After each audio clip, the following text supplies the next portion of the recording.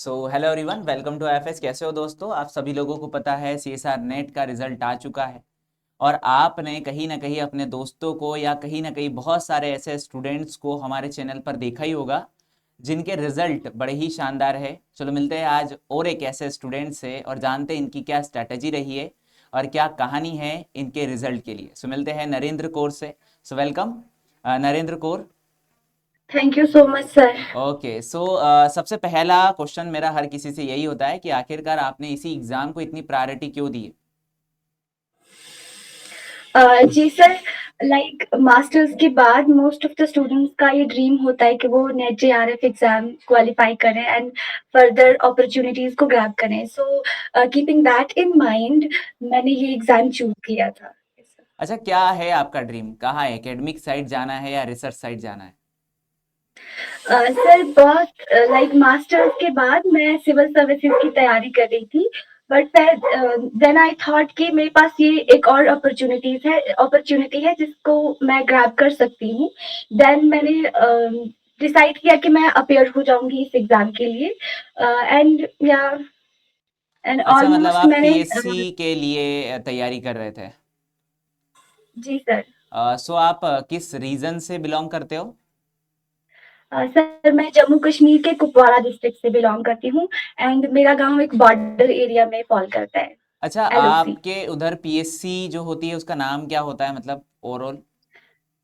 Jammu Kashmir public service commission. अच्छा, Jammu Kashmir PSC होती है। सो आपको शायद पता भी होगा कि ये जो पीएससी होती है इसकी दो पोस्ट होती है, एक तो सिविल सर्वेंट वाली पोस्ट होती है और एक असिस्टेंट प्रोफेसर वाली पोस्ट होती है। असिस्टेंट प्रोफेसर, यस तो सर। अब तो वैसे भी यस सर। आप एलिजिबल हो चुकी हो असिस्टेंट प्रोफेसर वाली पोस्ट के लिए, है ना? यस तो सर। वैसे आपका रिजल्ट क्या रहा इस बार? सर मेरा रैंक ऑल इंडिया रैंक 124 है in updated score card. GRF? JRF JRF, okay, yes so sir. बहुत बढ़िया, कॉन्ग्रेचुलेशन। एंड देन कि आप थैंक यू आईएफएस सो के मच। किस प्लेटफॉर्म के साथ कनेक्टेड थी वैसे?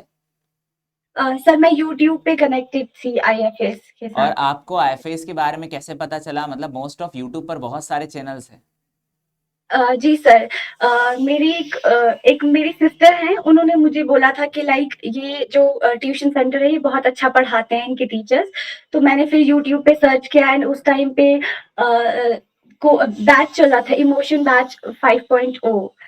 जी सर, तो फिर मैंने वहां से लेक्चर स्टार्ट किए पढ़ने एंड मास्टर्स में मैंने बहुत अच्छे से पढ़ाई की थी। फिर वो सारा सारे टॉपिक्स एंड चैप्टर्स रिवाइज किए, साथ में आईएफएस के यूट्यूब चैनल से मैंने इमोशन बैच के लेक्चर्स देखे, केसी सर की पीवाईक्यू सीरीज देखी। जी सर। चलो बहुत बढ़िया है। सो सबसे पहला क्वेश्चन मेरा अब ये भी बनता है इससे रिलेटेड कि क्या यूट्यूब से सिलेक्शन हो जाता है या कुछ एक्स्ट्रा एफर्ट्स आपने करे हैं? No sir, extra efforts yes मैंने करे, क्योंकि मैंने मास्टर्स में बहुत सारे यूनिट्स बहुत अच्छे से कवर किए थे। बट अगर मास्टर्स में किसी स्टूडेंट ने अच्छे से पढ़ाई नहीं की होगी तो उनको ऑब्वियसली एक कॉम्प्रिहेंसिव कोर्स चाहिए होगा to crack this exam and yes IFS is the one जहाँ पे टीचर्स बहुत अच्छे से पढ़ाते हैं, समझाते हैं। Yes sir. सो आपका रिजल्ट, जैसे इस बार आपने कहा कि जेआरएफ तो हो ही गया है और आपने मोस्ट ऑफ कहा है कि यूट्यूब से ही आपने पढ़ा है। वैसे आपका मास्टर्स कब कंप्लीट हुआ और किस सब्जेक्ट से कंप्लीट हुआ है? सर मैंने मास्टर्स किया है बायोकेमिस्ट्री में एंड वो कंप्लीट हुआ था 2023 में। अच्छा, 23 में। तो उसका मतलब आपने जी उसके बाद में कहीं ना कहीं घर पर ही प्रिपरेशन करी है। Sir, this was my first attempt for the अच्छा, सीएसआईआर ये नेट फर्स्ट चेयर। अटेम्प्ट है? तो यस फिर सर। बाकी अटेम्प्ट्स आपने 2023 से अभी चल रहा है 25, तो उसके दौरान आपने क्या किया फिर? सर मैं सिविल सर्विसेज के लिए पढ़ रही हूँ। अच्छा अच्छा, सिविल यस सर। सर्विस के लिए पढ़ रहे थे। Okay okay. So civil service का अगर कभी हम सिलेबस देखें तो वो तो ओवरऑल पूरा जनरल नॉलेज ही है। बट अगर यस नेट सर। की बात करें तो ये तो बहुत ही डिफरेंट है हमारे लाइफ साइंस से डिफरेंट रिलेटेड। तो है। फिर आपने ये वाले पाथ से ये वाले पाथ आने पर फर्स्ट अटेम्प्ट में कैसे क्वालिफाई करा, और वो भी सिर्फ यूट्यूब से? कैसे पॉसिबल है ये? एक्चुअली जी सर, एक्चुअली हम सिविल सर्विसेज एग्जाम जब देते हैं तो मेंस एग्जाम लिखने के लिए हमें एक ऑप्शनल सब्जेक्ट ऑप्ट करना पड़ता है, तो वो मैंने जोलॉजी ऑप्ट किया था। तो उसमें इस एग्जाम में बहुत सारे यूनिट्स जो है वो ओवरलैप करते हैं, मतलब सेम है। तो ऑलरेडी मैंने बायोकेमिस्ट्री में मास्टर्स किया था, तो मुझे अच्छी खासी नॉलेज है, like most of the units like biochemistry है या फिर मॉल बायो है, सेल बायो है, एनिमल फिजियोलॉजी है, प्लांट फिजियोलॉजी है।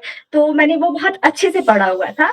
एंड फिर लेक्चर्स भी देखी यूट्यूब से, IFAS के, PYQs। एंड मैंने अभी तक कोई मॉक टेस्ट भी नहीं दिया था इस एग्जाम के लिए, तो PYQ सॉल्व किए थे बस। बहुत बढ़िया। मैं खुद ज़्यादा शॉकिंग हूँ कि आखिरकार सिविल सर्विस से यहाँ पर आने के बाद फर्स्ट अटेम्प्ट में क्वालिफाई। बहुत बढ़िया। वैसे तो आपको अब एलिजिबिलिटी मिली गई है, ठीक है, आप सिविल सर्विस में नहीं जाओगे, बट सिविल सर्विस से ज़्यादा पेमेंट वाली पोस्ट में ज़रूर जाऊंगी, बिकॉज क्योंकि सबसे ज़्यादा हायर पेमेंट होती है असिस्टेंट प्रोफेसर की, देन फिर सिविल सर्वेंट यस का पे ग्रेड लेवल लगता है। तो फिर तो अब यस सर, आपके लिए बिल्कुल। एक डबल चांस हो गया। कहीं ना कहीं ऊपर जी वाले ने आपको उसी पे के ऊपर लाया है, बट वो भी उससे भी अपर लेवल पर लाया है। तो जी बढ़िया है। सर, बिल्कुल। अगर कभी आप ऐसा असिस्टेंट प्रोफेसर बन जाते हो, तो तब आप, अगर आपका ड्रीम है कहीं ना कहीं सिविल सर्वेंट बनना, तो तब आपके पास अब जी एलिजिबिलिटी बन जाती है, और एक माइंड बिल्कुल। से प्रेशर भी नहीं आएगा कि चलो हमारे पास कोई जॉब नहीं है, कुछ नहीं है। तो अब आप जी रिलैक्स सर। वे के अंदर और भी अच्छा इंप्रूव ऐसे सिविल सर्वेंट में अपना काम कर सकते हो। Yes sir. चलो, नेक्स्ट मेरा ये क्वेश्चन है कि आखिरकार आप बाकी सबको क्या सजेस्ट करना चाहोगे कि बस इतना कर लिया तो इस एग्जाम को क्वालिफाई कर लिया? हाँ सर, अगर मैं पर्सनली अपना बताऊंगी तो मैंने मतलब 13 यूनिट्स में मैंने सिर्फ 8 यूनिट्स कंप्लीट किए थे अच्छे से विद रिवीजन। बट ऐसा मैंने रियलाइज किया कि अगर मैंने थोड़ा एक दो यूनिट्स और पढ़े होते तो मेरा रैंक और अच्छा आ सकता था।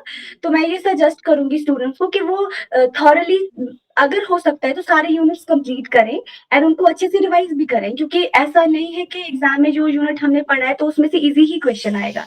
ये डिपेंड करता है, कभी जो हमने छोड़ दिए होते हैं यूनिट्स, कभी उनमें से भी इजी क्वेश्चंस आ जाते हैं जो डूएबल होते हैं, बट हम फिर कर नहीं पाते क्योंकि हमने पढ़ा ही नहीं होता है। सो इट्स इम्पॉर्टेंट कि हम सारे सिलेबस को कवर करें एंड थॉरली रिवाइज करें and be consistent. Yes, it's the अच्छा, की। आपका डेली शेड्यूल क्या हुआ करता था इस दौरान? सर, मैंने इस एग्जाम के लिए ऑलमोस्ट 3 महीने का टाइम दिया है। एंड इसमें लाइक मैंने ऑलमोस्ट 12 to 14 आवर्स की स्टडी की होगी ओके। Per day.